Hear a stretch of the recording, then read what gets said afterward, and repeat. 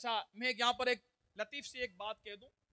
हाफिज ताहिर कादरी साहब नात ख्वां, आप जानते हैं, हाफिज ताहिर कादरी साहब ने एक स्टूडियो अपना बनाया है IDS के नाम से।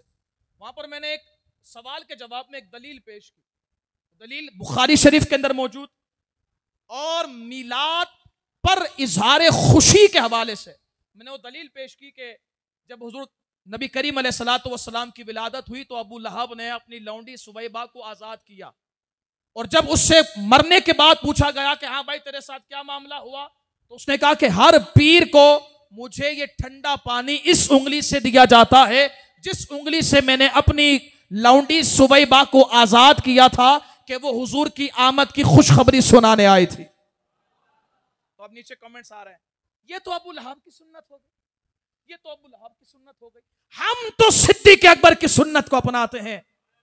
मैंने कहा मैं बताऊं सिद्दीक अकबर की सुन्नत क्या है, तवज्जो रखिएगा। सिद्दीक अकबर की सुन्नत क्या है? तिबरानी के अंदर रिवायत मौजूद है, मेरी मां सैयदा तजीबा ताहिरा जाहिदा आबिदा मोमिना सैयदा आयशा सिद्दीका रदी अल्लाह तआला अन्हा, नाना सारे कहे सुभान अल्लाह। उन बेगैरतों को पता चलना चाहिए कि तुम मुस्तफा करीम की ज़ौजा या सहाबा के खिलाफ अगर जबान भी दराज करोगे ना, सुन्नी मस्त होकर बताएंगे हम कल भी इनके गुलाम थे, हम आज भी इनके गुलाम हैं। हज़रात मोहतरम तवज्जो, हज़रत सैयदा तजीबा ताहिरा सैयदा आयशा सिद्दीका रदी अल्लाह तआला अन्हा इरशाद फरमाती हैं कि मेरे घर पर हुजूर भी जलवागर थे, हुजूर भी जलवागर थे, और साथ ही साथ मेरे वालिद हजरत अबू बकर भी थे। फरमाते दोनों कलाम कर रहे थे, बात कर रहे थे, इतने में क्या हुआ?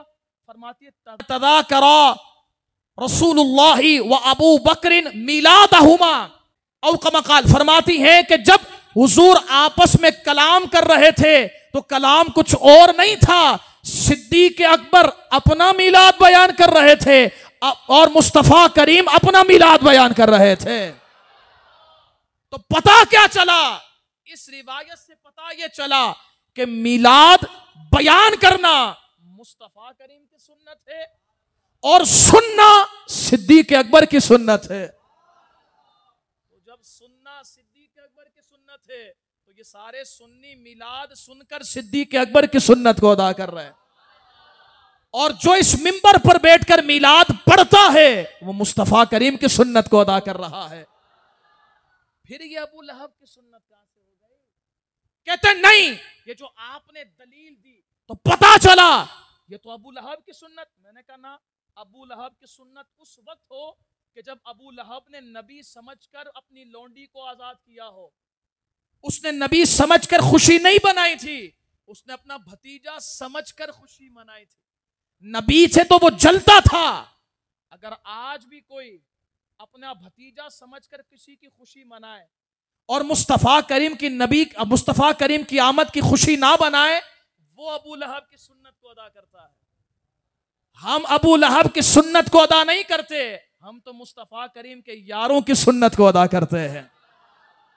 अच्छा, फिर देखे, मैं कहता हूं उन लोगों को ये बात खत्म करने के लिए, समझाने के लिए, बात को वाज़ेह करने के लिए, अगर यही इल्जाम हम पर आ रहा है तो फकत हम पर क्यों? लगाओ इमाम इब्ने हजर अस्कलानी पर, बड़े मुहद्दिस हैं भाई। लगाओ इमाम कुस्तलानी पर, लगाओ इमाम अस्कलानी पर, आओ मैदान में लगाओ इमाम इब्ने हजर मक्की पर, और अगर ज्यादा ही शौक है तो लगाओ शेख मुहक्किक शेख अब्दुल हक मुहद्दिस देहलवी पर। इन सारे मुहद्दिसीन ने फरमाया है कि जब अबू लहब को काफिर होने के बावजूद नबी समझकर नहीं, अपना भतीजा समझकर इजहार खुशी पर यह इनाम मिल सकता है, तो जो उम्मती नबी समझकर मुस्तफा करीम की आमद की खुशी मनाए, रब ताला उसे कैसा इनाम अता फरमाएगा। और एक और बात कह दूं, अगर तवज्जो है तो, अगर यही इल्जाम हम पर लगाना हो ना, तो जरा अपने बड़े अशरफ अली थानवी पर भी लगा देना। अगर तुम उनसे हो कि जो शलवार ऊंची कर कर सीने पर हाथ बांधते हैं, तो अपने सिद्दीक हसन भोपाली पर भी लगा देना। और कमाल की बात, तुम सबके वालिद इब्ने अब्दुल वहाब नजदी, उसका बेटा भी यही कह रहा है और इससे दलील पकड़ रहा है कि जब अबू लहब को इजहारे खुशी पर इनाम मिल सकता है तो जो मुस्तफा करीम का गुलाम हो, नबी समझकर खुशी मनाए, उसे रब कैसा इनाम अता फरमाएगा। तो लगाओ सब पर इल्जाम, लगाओ सब पर इल्जाम, लेकिन तुम थक जाओगे, सुन्नी फिर भी मिलाद मनाता रहेगा, क्योंकि मिलाद नाम ही जिक्र मुस्तफा का है।